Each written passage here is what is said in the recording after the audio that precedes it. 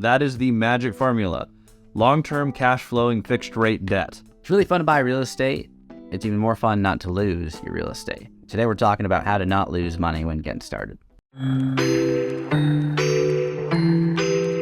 Hey, I'm Christian, this is Cody, and welcome back to Multifamily Strategy. If you have not yet, please hit the like and subscribe button so you get more of this content. Here we go. We're talking about not losing your money. Well, if you want to lose your money, buy cash flow negative deals. Buy for appreciation. Be one of the people that lost all their stuff in 2008. Terrible place to be. If you want to make sure you don't lose your money when getting started. I know I couldn't afford to lose my money. I had $3,000. Could not lose that. I could lose it pretty quick, but I didn't want to. I have to buy cash flowing assets with long-term fixed rate debt. You have to control your variables. If you don't do this, you're rolling the dice. And we don't want to roll the dice. We're not gamblers. We don't like casinos. We like to buy cash flowing assets with long-term fixed rate debt. If anyone has a pen, if you're a note taker, just write that down. That is the magic formula. Long-term cash flowing fixed rate debt. Super simple. Now, you can also avoid that by just writing a check in cash, but we're going to go off the assumption that you don't have the money to buy all the real estate that you want to buy. But if you do, call us. Yes, if you do, call us. We'll help you buy that.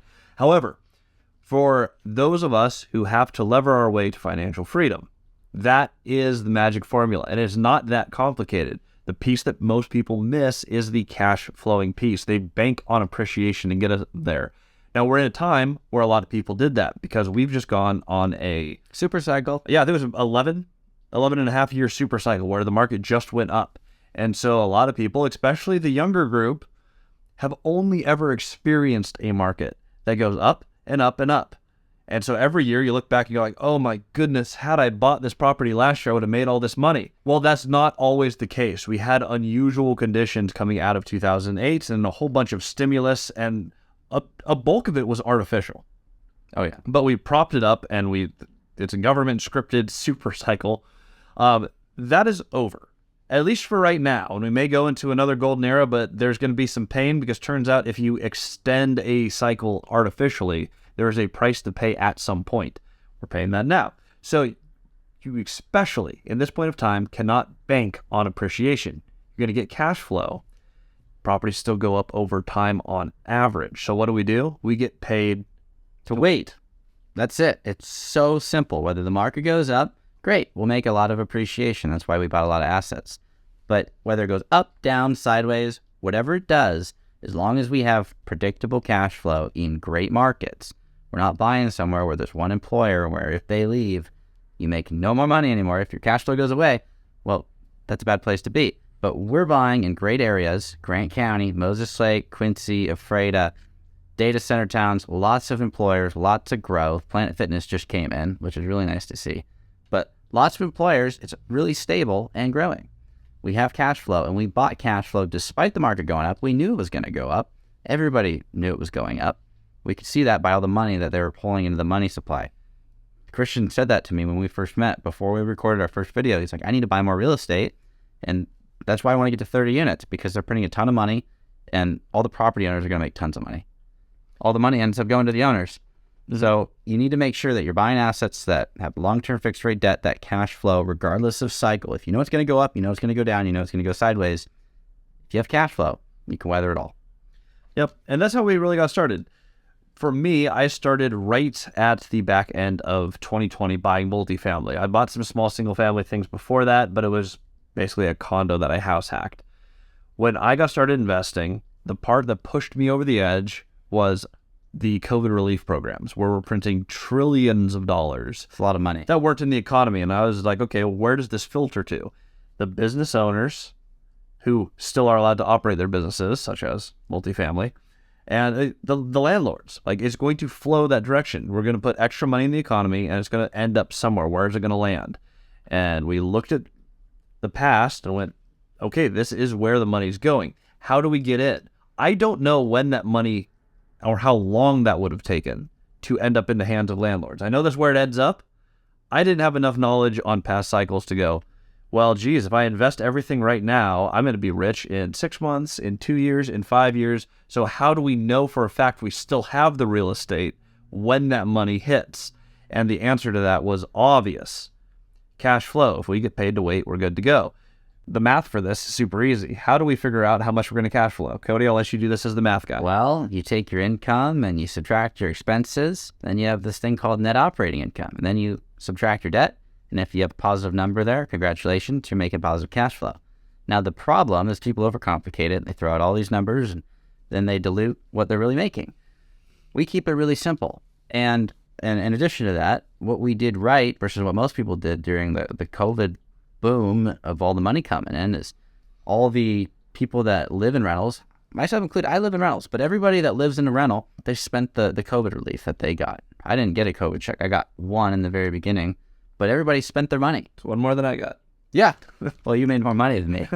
But yeah, so most people spent their money and they typically ended up spending it on rent. And so all that money goes to the landlord. And then a lot of the landlords spent it on fancy cars and they got to buy all their toys. Oops. We spent all the money on upgrading the buildings because we knew it wasn't going to last forever. It can't. It's not sustainable. So now we just have nicer buildings, which increased that top line income. So now income less the same amount of expenses, less the same amount of debt, was more cash flow. No matter what happens in an economy, if you can just focus on how do I improve my cash flow with long-term stability on the expenses and the debt, you're going to make a ton more money and have a lot more security throughout the process. Now, a fun thing about applying this principle.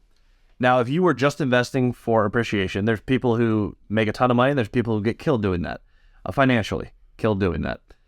When you are building this empire, if you build it on cash flow, you can afford to buy infinite deals. And the basic math here, I'm going to do a ridiculous situation. So this is the way that we learned it from Gary. Yeah. If you have a property, say you're buying properties, you make an extra $2,000 a month, and you buy deals that lose we'll say $500 a month. Just super easy math. Each of your deals lose $500 a month in total cash flow, but they're going to appreciate over time. It's great. Yeah, you'll make money on them, but you have to pay to wait. Free money. Yep. How many deals can you afford if you have $2,000 left over, but they each lose $500 day one? I know this one. Yeah. 4. You can afford to buy 4 deals. Now, if something goes wrong, all of a sudden you're in trouble, but assumed status quo, nothing changes, you can afford a maximum of 4 deals. Get your 4 condos. Now, assume that you find deals where each deal cash flows $1. It just makes $1 more than your total expenses. Cody, mathematically, how many deals can we afford to buy? More than 4. You can buy infinite. Do you want 4 deals or more than 4 deals? Do the math. And that's really it. You don't want to limit what you can buy. If every time you purchase a property, it makes you more money, your income just goes up and you can go ahead and buy the next deal. And over the long term, your debt gets paid off and then you have more money. Now, before the comment section lights up, we are not advocating for buying deals with a $1 profit margin. Don't do it. You're going to need more in reserve.